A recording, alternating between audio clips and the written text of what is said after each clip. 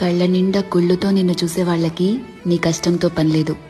మనసు నిండా ప్రేమతో నిన్ను చూసే వాళ్ళకి నీ లోపాలతో పనిలేదు. కడుపు నిండా ద్వేషంతో నిన్ను చూసే వాళ్ళకి నీ మంచితనంతో పనిలేదు. గుండె నిండా అభిమానంతో నిన్ను చూసే వాళ్ళకి నీ తప్పొప్పులతో పనిలేదు. రక్తం నిండా కోపంతో నిన్ను చూసే వాళ్ళకి నీ పశ్చాత్తాపంతో పనిలేదు.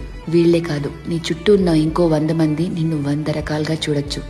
వాళ్ళందరూ వాళ్ల లోపల ఉన్న ఎమోషన్తోనే నిన్ను చూస్తారు.